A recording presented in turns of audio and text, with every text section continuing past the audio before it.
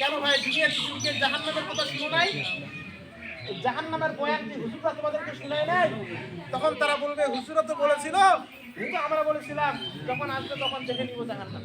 মালিক তারকা বলবে ঠিক আছে, যখন বলেছিলা জাহান্নাম দেখে নিব, এখন ভালো করে দেখো জাহান্নামটা।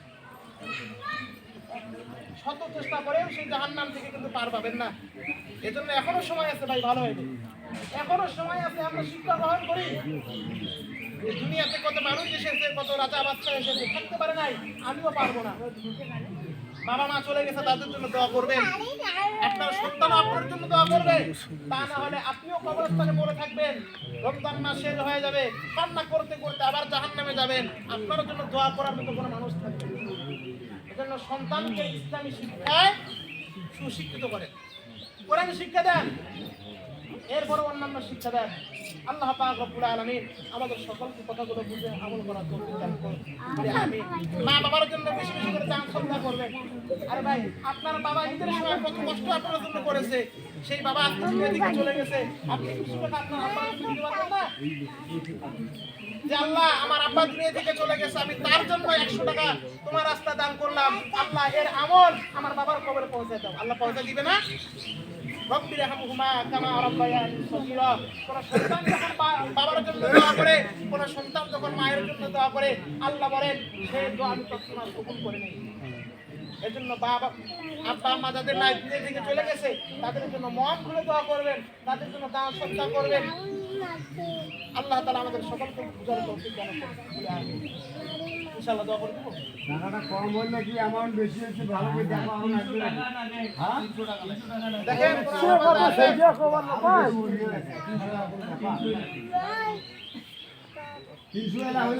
$300 টাকা উঠছে, আর 300 টাকা নাকি 4000 টাকা দরকার। আর না দেখো সবাই 10-20 টাকা করে যদি দেন বা একজনে যদি দেন কথা হয়ে যাবে। কারণ ভাই এখানে দিলে 300 টাকা মুই দেই। বাম্মা নিয়ে দোয়া করবেন। 50 এই ঠকবেন না। দিদি থাকো দুই টাকা দাও। এই যে ঈদের দিন কত মানুষ শাকের বাজার যাবে, এই সেদিন কত টাকা নষ্ট হয়ে যাবে। আরে দাও। দাম দিবেন নাকি দাও? 20 হইছে 20। আচ্ছা 20। আরেকটা চূড়ান্ত ঘোষণা আমরা শুনি ভাই, শুনি 20 টাকা। আরেকটা পাক দাও। বেশিক্ষণ থাকবো না, চলে যাবো ইনশাআল্লাহ। এই যে একটা ইসরায়েলি পণ্য আছে, এগুলো আমরা বন্ধ করব। কি পণ্য? ইসরায়েলি পণ্য, যেমন কোকা-কোলা, 7 আপ, এই চলতেছে কোনো বস্তা খাবার, এগুলো খাবো না আমরা। আমরা ফিলিস্তিনের অবস্থা দেখতেছিলাম ইন্টারনেটে। হ্যাঁ, আমাদের মুসলমান ভাইদেরকে মেরে মেরে একবারে পশুকলা করতেছে। ফিলিস্তিনের মুসলমানদের থাকার ঘর নাই, ছোট ছোট বাচ্চা, ইসলাম মাসুম বাচ্চা, তাদেরকে মেরে মেরে একবারে শেষ করে দিচ্ছে।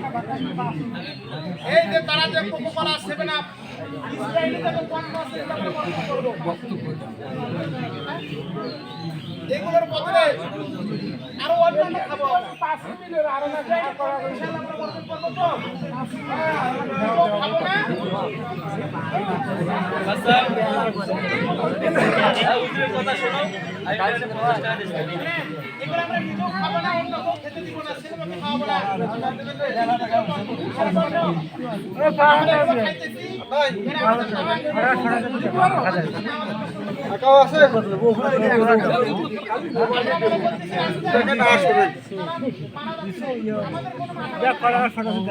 আছে আকা হরে